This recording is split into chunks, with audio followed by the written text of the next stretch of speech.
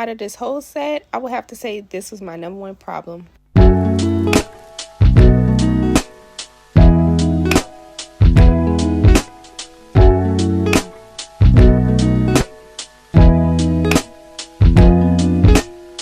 I'm going to be doing me a freestyle today, another freestyle. If y'all know, y'all know. I've been on this freestyle kick because I'm trying to get the cobwebs off of my brain so I could be ready for these freestyles when people ask for them, because I'm so used of doing inspo pics after inspo pics, and it's just like I get used to that, but I want to be able to have the creativity within me. I know it's in there. I just have to go ahead and pour out and keep doing it and keep doing it until I'm so experienced in it to where it just comes to me like second nature. And that's what I want y'all to do. I want y'all to challenge yourself and try to do a freestyle. If you're not used to doing freestyles, it really is challenging. But once you get that theme in your head and get the hang of it, you are good to go. Even if you don't have the clientele that doesn't like freestyles, because most people don't like freestyles. They want what they want. They already have their picture ready. But just like my client here, she always lets me freestyle on her, and I am so thankful for that. And what really motivated me to go with my freestyles, even on my free time, I still practice my freestyles. I still practice my nail art, because I'm telling you, if you don't use it, you will lose it. You have to practice it. But when she had told me at the end of the appointment, she was like, oh my goodness, I'm going to have to let you do this most often. I love them. I was like, oh, she just touched my little heart. Throughout this video, it's not going to be much of a tutorial because it's a freestyle. I can't give y'all a tutorial on a freestyle when I was just going off the top of my head. Now, a set that I have already done, yeah, I could give y'all a tutorial on that. But with a freestyle, and not so much. But I can give y'all tips and tricks and what I've learned throughout doing these freestyles. And that's what I'm going to do. I'm always going to drop gems for y'all because y'all are like my family. Number 1. Make sure you have a theme in your head already. You don't want to, even though it is a freestyle, you don't want to go into this extra blind. Now, the designs, yes, you can go into that blindly just to see what creativity that you have in your head.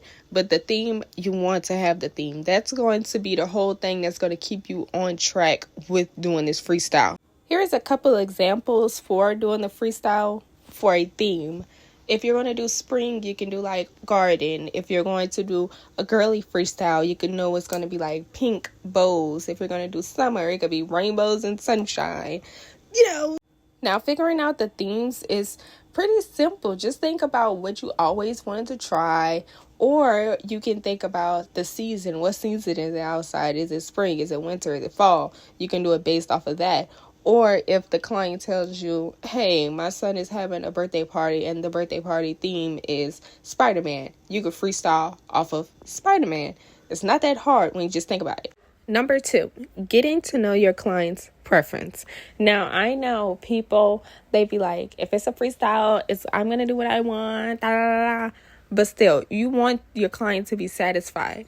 Even though it is a freestyle and you have full control over the designs, I feel like you should still give your client some type of room on picking what colors that they want on their hands, because some people don't like certain colors. Like the colors I have picked out for this theme was white, pink, yellow, and red, and black, of course, the outline. But my client, she really doesn't like red like that. So I had asked her, I was like, do you prefer that I do a red French tip? Because the French tip is going to cover up most of the nail. Now, if she wasn't okay with that, I would have just did it pink or white. But I did do a little red design on her pinky. But towards the end of the video, you're going to see she was fine with me doing the red French tip. So you just want to ask your clients, are they okay with certain colors? Because you don't want them to get up from your chair being disappointed and not liking their nails, even though they had a freestyle. And another thing, gems and diamonds. You want to ask your client, what do they do, as far as work or their occupation? Because you don't want to put gems on their hands and then next thing you know, it's getting caught on something, it's breaking off. Because my client here, she's a braider. So when I do her freestyles, she really don't be wanting me to do that many gems on her hands, or I can only put them on particular fingers just from the simple fact of it may snag on her client's hair and hurt somebody. So we don't want none of that. So just watch out for that. Number 3, do not think too hard about the freestyle. That's what messed me up. That's what really tripped me up, and my mind just went blank. When you're first doing the freestyle, this is your first time doing this. So I would say use ideas that you have seen or that you have already done and just mix it on the nail. Now, what's going to make the nail come together is if the colors are similar.